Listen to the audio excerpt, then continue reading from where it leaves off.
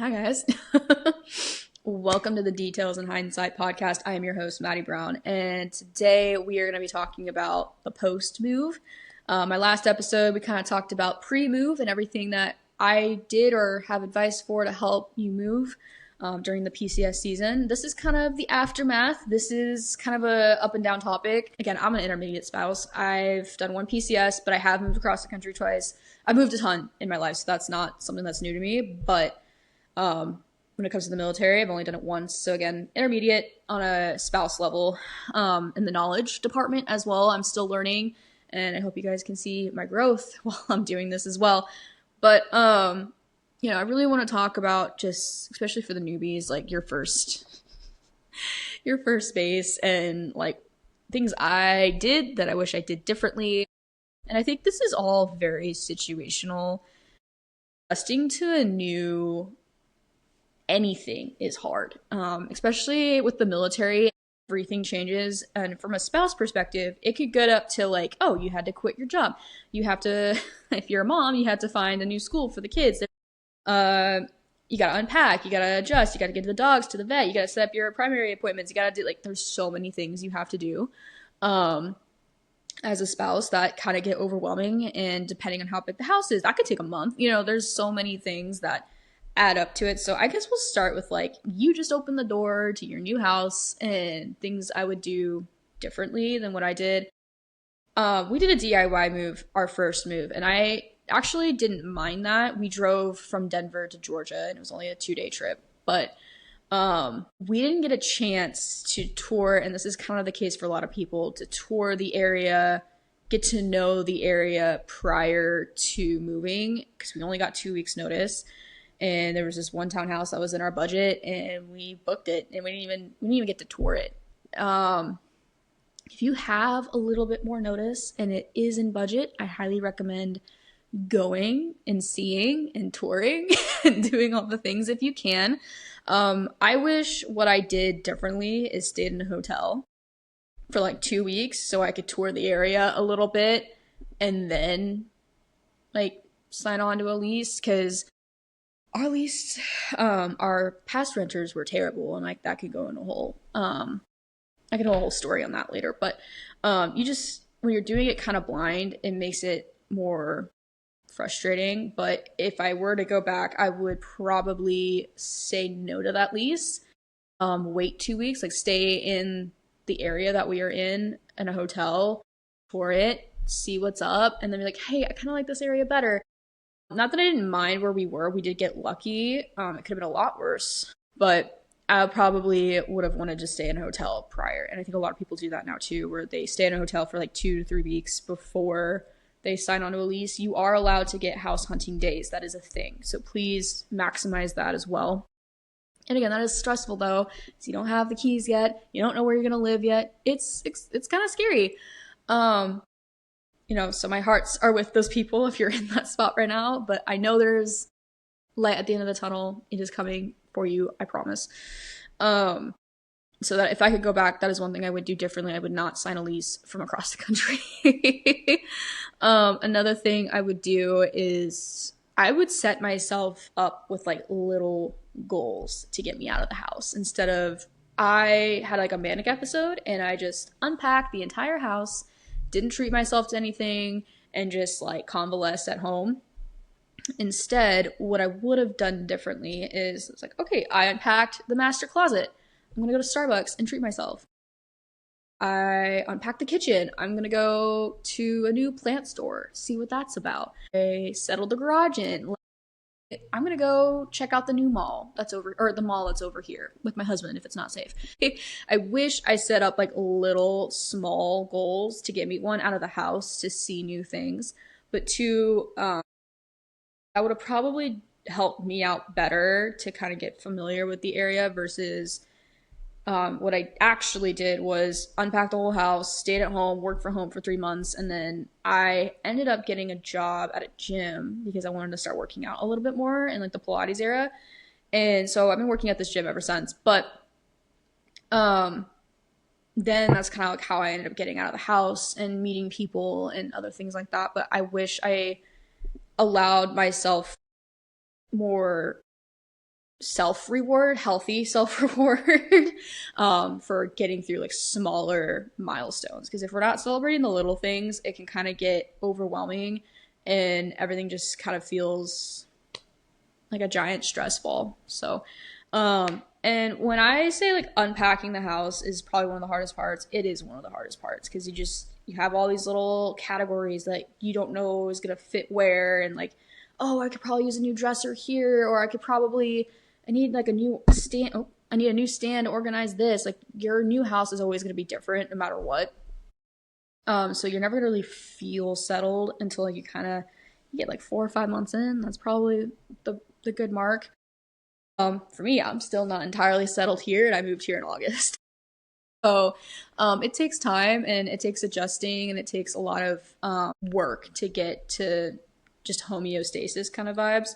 So when you are doing like these bigger unpackings, like the closet and the master or bedrooms or office, like treat yourself, keep rewarding yourself because it's a lot and you should be able to like treat yourself. Also, when you're unpacking, unpack the stuff you want to unpack first. Like start with the bathroom. Like my thing is like I always unpack my bathroom first so I can set up a bath for myself at the end of the night after I pack the kitchen, or I can set myself up a little spa night after I did some laundry after the move, because there's always a ton of laundry. It doesn't matter what you say.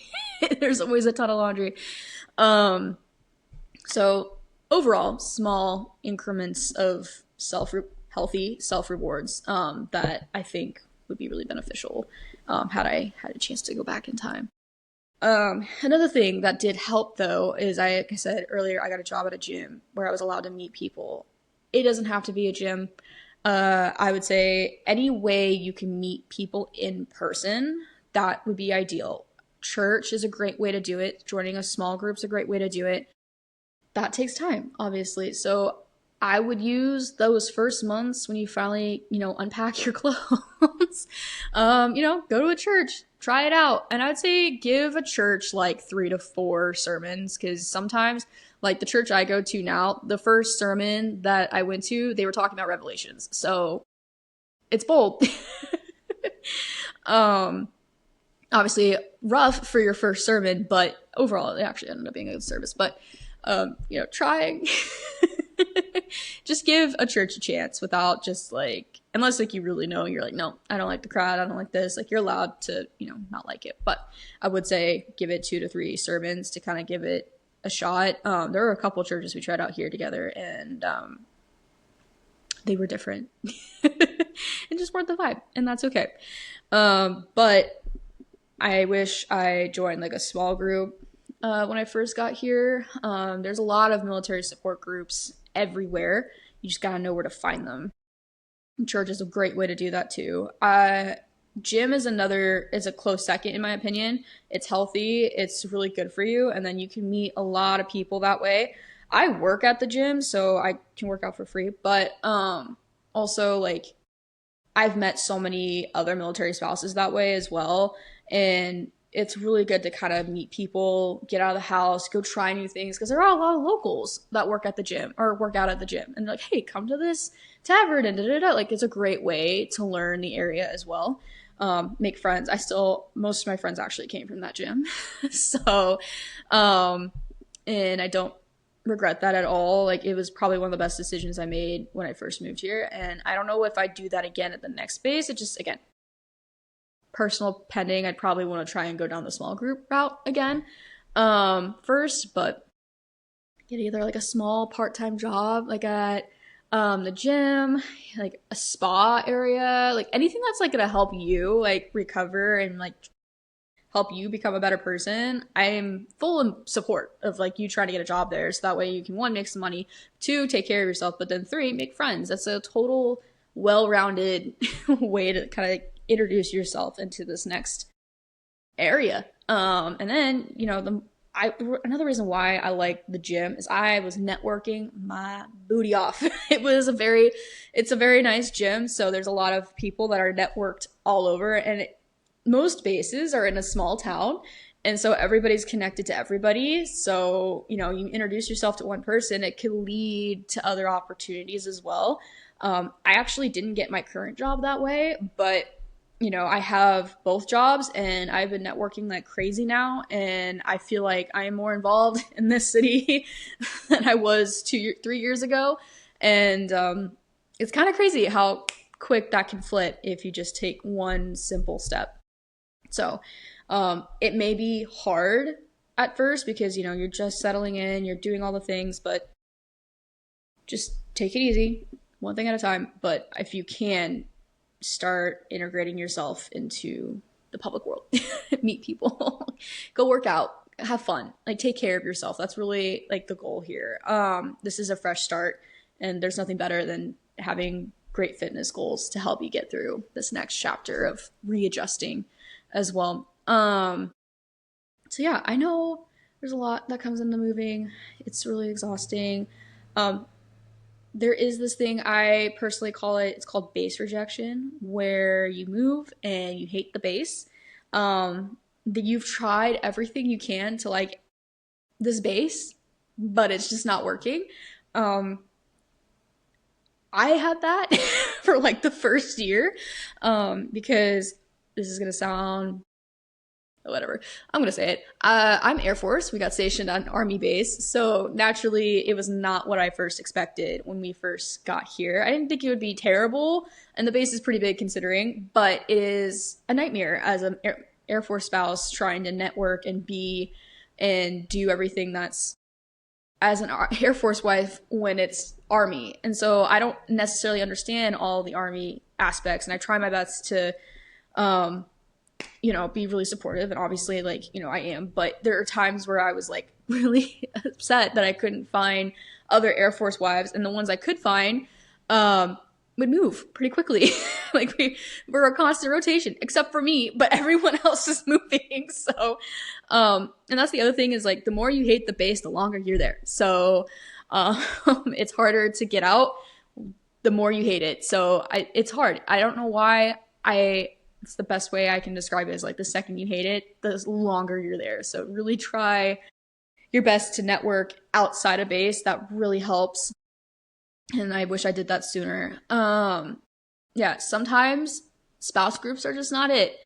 Sometimes it is. It just depends on the base. I don't know what it is about certain bases where it's like hell on wheels, and then other bases, it's like the best support system you've ever seen. So, play it by ear. See what's going on.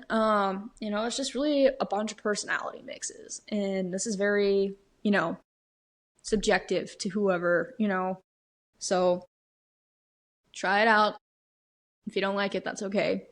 There are more fish in the sea in the real world outside of the military world. So you don't have to just have military friends. That's something I wish I told myself. No. You don't have to have all military friends. I have military friends and they're great, but just because you're a spouse does not mean you need to like isolate yourself to just military friends. A lot of my friends here actually are not in the military. So it actually helped me feel more adjusted here now that I'm hanging out with people that have lived here and love it here. Show me why they love it here, and it's starting to rub up on me now that I'm more around people that love it here, if that makes sense. Because spouses, they don't live here often. They're probably just as new as you, and they're not as intertwined with all the little things. So I don't know, just try to branch out outside of the military. I think that'll really, really help. So yeah, those are kind of the things I have for post-move. And I guess my final statement on it really is just keep an open mind.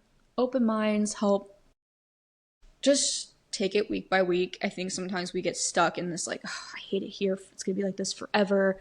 I'm going to be stuck here for another 3 years. Like, this is going to be the worst. Oh my God. Like, it's really easy to spiral down into the negativity of this base if you don't like it.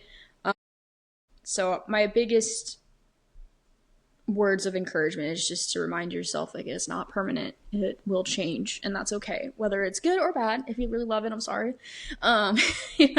Change is inevitable when you're in the military, so just remember this is only just for a season. I would just highly encourage you to invest in this season in you then. If it's not a great base for friendship. Okay, maybe this is the base where you just focus on your health and your mental health and growth as a person.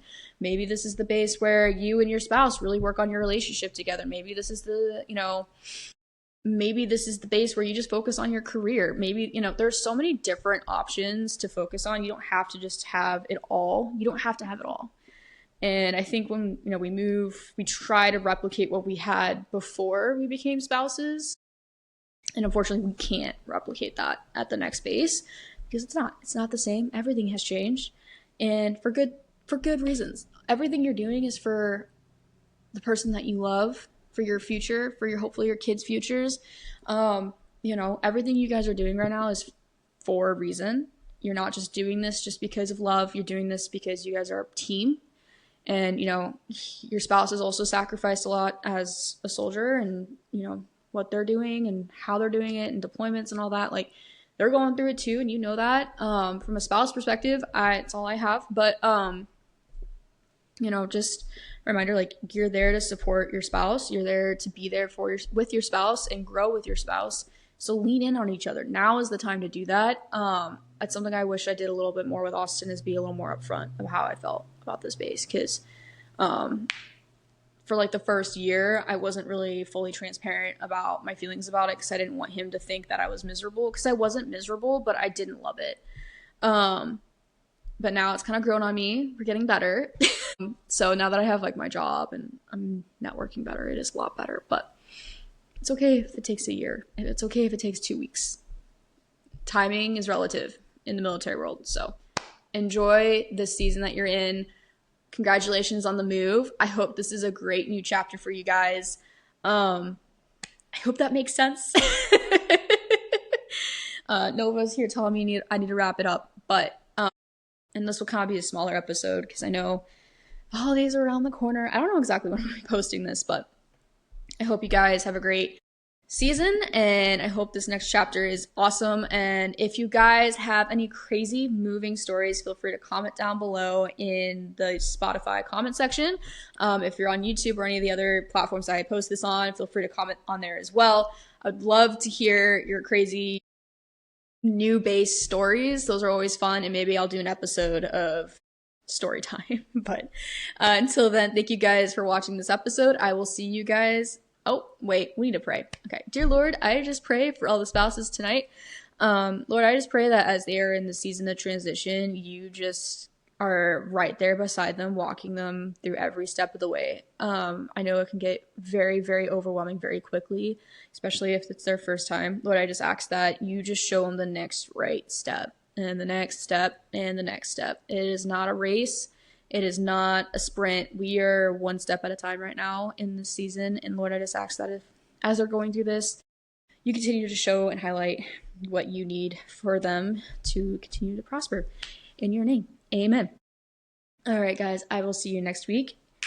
Have a great rest of your day.